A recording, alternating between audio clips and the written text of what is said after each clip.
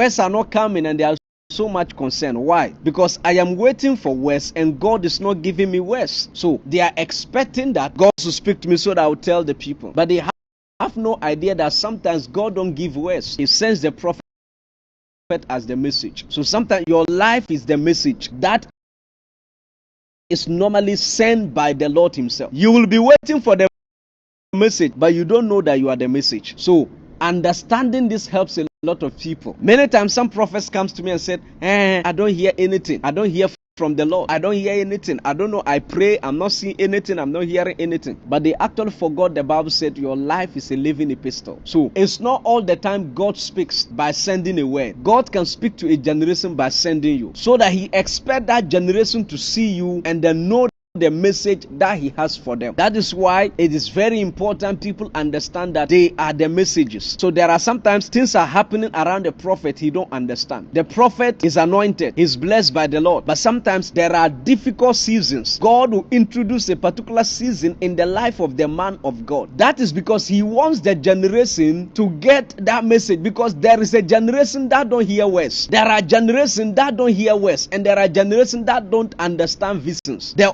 only thing they understand is a practical demonstration of the message. And for the Lord to use you as a message, you must first of all be broken. You must first of all surrender. And you must first of all be ready to be sacrificed as a lamb. Look at Ezekiel and look at Hosea. Reading about Hosea, the Bible said, God asked Hosea to marry a prostitute. Why did you ask me to marry a prostitute? Because I am a prophet. And of course, I will want to marry somebody who respects community dignity and all that. And then I want to marry somebody who have credibility. But the Lord said, go and marry a prostitute. And he married a prostitute. Sometimes the man will be on a journey when he returns. Some people have hired the wife and they are sleeping with her. And then he will ask Hosea. It is the Lord who will give Hosea the vision and ask him to go and collect his wife from the people. And then the prophet will get up and go and collect the wife. Anytime the prophet plan of sending the wife away, God will say, you cannot send her away. Why? The way your wife is behaving is the same way Israel is behaving. Israel is my wife, yet they are practicing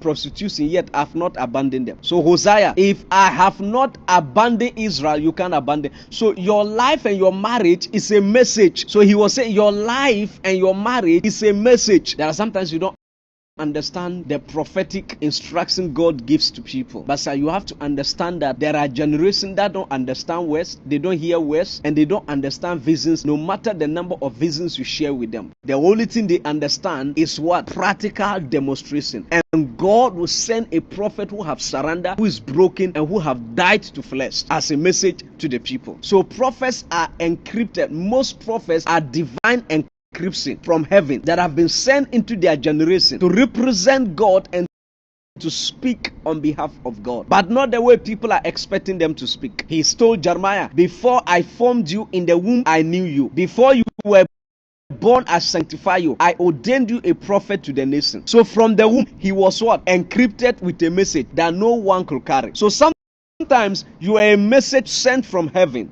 to the earth. He did not merely have a word, he was the word. So sometimes God don't just give the prophet a word, the prophet is the word. Sometimes God will not give the prophet a word, he expects you to become the word. So there are many people, you are the word. God does not hide mysteries from us, he hide them for us. And somebody say, I had a revelation and then I didn't understand. Sometimes you have a revelation and you don't understand. It's not like God is hiding it from you. If he wants to hide it from you, why give it to you in the first place? But